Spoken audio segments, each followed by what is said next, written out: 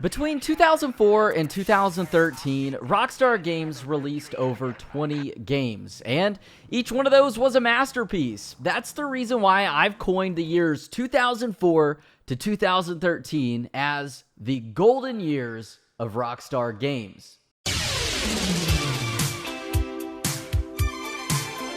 So, as we can see in this timeline of Rockstar Games, and I don't know who created this timeline, but I've used it so much, and it's perfect, and I don't think this person gets enough credit, but they released multiple games per year. That was the normal back then, and obviously that's a stark contrast as to what we get today, which is, well, yeah, crickets. The upside to this, though, is that when we do get games, they're literal works of art. Also, shout out to the Twitter fam. You guys are awesome. Lots of times I post my video ideas over on Twitter before I make them into a video just to get y'all to chime in. And my Twitter and Instagram and all that stuff is in the description as ZachCoxTV. So, with that said, why start with 2004? What about GTA 3 in 2001 or Vice City in 2002? Well, those games are great, especially Vice City. That was actually the first ever GTA that I ever played, but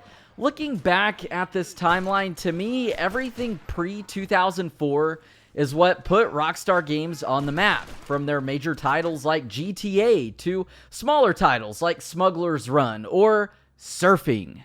That's right. Did you know that Rockstar actually created a surfing game? So, I think by 2004, Rockstar had pretty much established themselves as, like, the best. Nowadays, games cost way more to make than movies, but back then, games were just kind of breaking onto the scene and pioneering kind of the gaming that we're familiar with today. You know, not games that were like 8-bit pixels like Super Mario and stuff from the 80s. We're talking games like GTA 3 that allowed us to play in 3D and free roam. So, 04 brought us Red Dead Revolver starting out, which I remember playing way back then, but I had no clue what it was or what I was doing. I just remember seeing the cover at a cousin's house and playing it because I thought it looked cool. And because of this game, it would go on to give birth to the Red Dead Redemption series, which I'll touch base on in just a bit. 2004 also gave us GTA San Andreas, which to this day is still regarded as the best Grand Theft Auto ever. And the reason for that is that San Andreas captured something that no other GTA had ever done before. It combined all the elements that made GTA 3 and Vice City so great, but with new features all in one. We had multiple cities. There was actually, fun fact, supposed to be multiple protagonists like in GTA 5, but hardware limitations at the time prevented that. We had flyable planes, jetpacks, a vast terrain to explore with multiple different biomes, and a great story and cast of characters, and just so much more. The list is endless. And because San Andreas was the first GTA to really do this, that's what makes it the best among most fans who were around back then. It's hard to recapture that a second time, which is what Rockstar tried to do with GTA 5, I think. They took all of those elements and then some and coupled that with amazingly insane graphics that we didn't have back then, but it still just doesn't feel as amazing as San Andreas did. It almost feels empty if you compare it, and I think that's just because San Andreas already did all of what GTA 5 has, but they did it back in 2004, and as we all know, graphics aren't a determining factor when it comes to games. That same year in 04, we also did get GTA Advance, which was a prequel to Grand Theft Auto 3, taking place 1 year before, and it just kind of fills in some missing plot holes. Now, in 2005, we saw Midnight Club 3, a series that Rockstar was just dominating with at the time. They were definitely ahead of their time with this game series too, because back then, options for an open-world racing game with good graphics, a story, and amazing vehicle customization was just hard to come by. It was a very select market. Rockstar's adaptation of the 1970s film The Warriors also came out that year, and if we're being honest, I know you guys can hate me for this, but I've never played that game. I've seen tons of footage, I've read through the plot, I've just never sat down to play this game, and I might do it now after making this video, but I've never heard a single bad thing about The Warriors either. In fact, I've just heard how fans would love a remaster or some sort of sequel to this game. And lastly, for 2005, we actually got Liberty City Stories, a smaller scale Grand Theft Auto game that was basically a GTA 3 remaster, but with new features in the game and different backstories from GTA 3 that were all explained. So, Rockstar Games started 2006 with what would become one of their most famous non-GTA or Red Dead games, Bully. When it comes to Rockstar, I think there's three things you think of: GTA, Red Dead, and then Bully, a game that received tons of criticism for allowing us to play as Jimmy Hopkins, a troubled kid with a troubled past who is sent to a boarding school basically by his mother and his new stepdad while they go on their honeymoon. We get to explore life at Bulworth Academy and the surrounding areas and the towns, asserting our dominance and also helping others along the way. And I wish Rockstar would just release the sequel to this game already, but being that it's been shelved not once, but twice, that'll probably never happen. And much like Liberty City Stories being a GTA 3 remaster, in 2006, we got Vice City Stories. Nothing short of a GTA Vice City remaster that is, just like Liberty City Stories, a prequel to Vice City that also fills in missing plot holes and allows us to swim. And the last thing that 06 brought us was actually table tennis, probably the most important game that year. And I actually mentioned this and discussed it in my video the other day, but in case you missed that, this game of tennis is super important because it was originally created to test the new Rage game engine that Rockstar had been working on, and this would go on to power games from Grand Theft Auto 4 up until present day.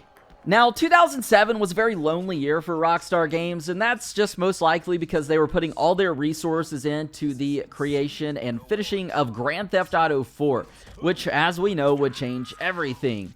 But we did receive Manhunt II that year, a sequel to Rockstar's 2003 game Manhunt. So while this was a lonely year for Rockstar Games, it wasn't a quiet one. And that's because Manhunt II sparked so much controversy that it was banned in multiple countries, taken off the shelves, and even just 2 days after its announcement, had politicians in a frenzy because the first Manhunt was allegedly linked to a real-life murder that happened in the UK, I believe. And while this was disproven in the courts, even as late as 2015, Manhunt 2 was banned from being streamed on Twitch due to its graphic nature and violence.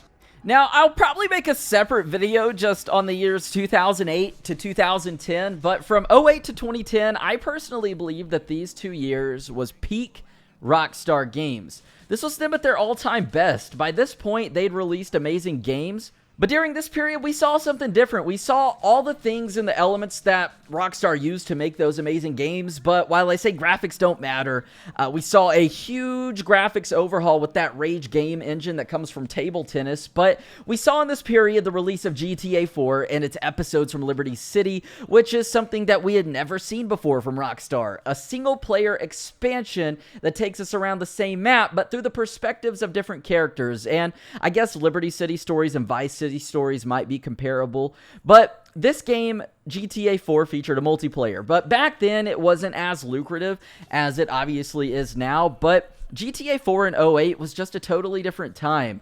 What made GTA 4 so amazing was the darkness that encompasses that game.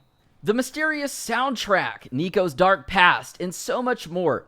We also saw in 2008 what would be the last installment in the Midnight Club series with Midnight Club Los Angeles. Now, 2009 would go on to bring us Chinatown Wars, a very underrated GTA title if you ask me, Beater Raider, a DJ mixing game that was Rockstar dabbling in at the music scene like Guitar Hero and Rock Band, which were super popular at the time. And then we had 2010, and it wasn't until 2010 that Rockstar would bring us Red Dead Redemption 1 and its single-player expansion, RDR Undead Nightmare, 2 games that alongside GTA 4 and its episodes were peak Rockstar games.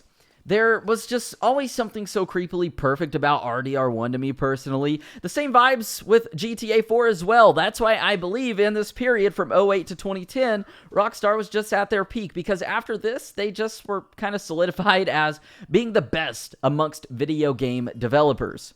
Now, 2011 to 2012, things started to kind of dwindle down. Aside from the anniversary editions of GTA, we got LA Noire in 2011 that Rockstar picked up on from another studio and finished, I believe. And this game takes us through 1940s LA as a detective, Cole Phelps. And I love the Noire theme. I always have, ever since I was a little kid, back when I'd watch like Twilight Zone and stuff. And this game, I don't think gets as much love as it should. It's a little slow paced, but 2012 would go on to bring us another kind of Noire vibe type game, which was Max Payne 3. And this was the first Max Payne game to be developed by Rockstar, as the first two were only acquired by Rockstar after they were finished. This game, I think, was a big test for things to come in GTA 5, but it excels in everything from gore, the animations, cutscenes, characters, and all that stuff. Now, 2013 brought us GTA 5, obviously, and 2013, if you weren't around back then, was a magical time. After 5 years, we finally left the dark streets of Liberty City